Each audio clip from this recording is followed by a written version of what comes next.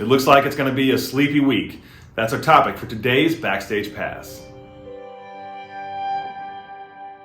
Well, good morning, friends. I hope you had a wonderful weekend. We are kicking off this Thanksgiving week, shortened holiday week with stocks. Well, stocks are down a little bit, unless your name is Disney. Mortgage bonds are flat so far today. The 10-year yield is up about 3 basis points.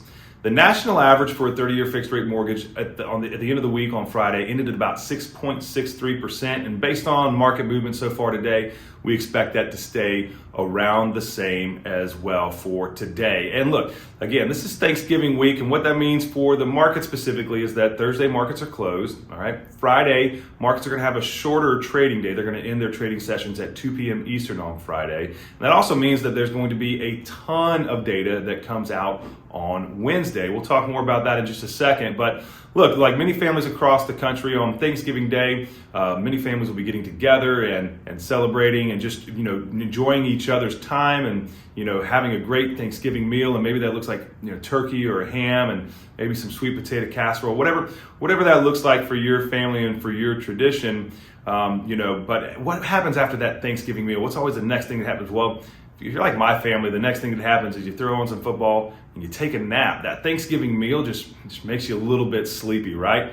Well, that's how the bonds feel. But the bonds feel that way all week on Thanksgiving week. As a matter of fact, historically, there's not a lot of volatility, not a lot of volume during Thanksgiving week for the bonds. So it looks like the bonds are going to have a little bit of a sleepy week. And look, as we look forward to the next few weeks, we actually expect the bond market to stay a little bit on that sleepy side all the way up until December 13th when November CPI is released. So CPI data for the month of November is going to be released on December 13th. And then that same day, the Fed will kick off their December meeting. And then on December 14th, they'll make an announcement on their plans for the Fed funds rate. So we expect the markets again to stay sleepy all the way up until that second full week in December. But there are some things that could kind of poke the bear and maybe rouse the markets a little bit. So if we're looking at this week, like I said, a lot of data coming out on Wednesday this week.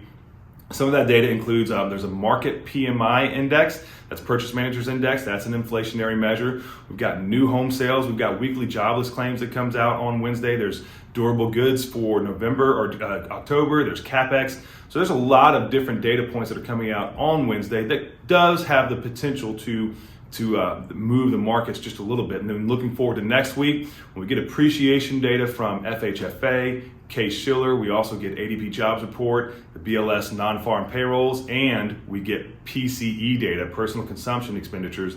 That's the Fed's favorite measure of inflation, that core PCE data. So all that's coming out next week. And like I said, the next few weeks we expect it to be somewhat sleepy, but there are some data points in there that could wake the markets up a little bit. But listen, that's all the news that we have for today, and that's our outlook for this week. Remember, stay positive. If you have any questions, leave them in the comments. Don't forget to like and subscribe. Hope you have a wonderful day, and we'll see you tomorrow.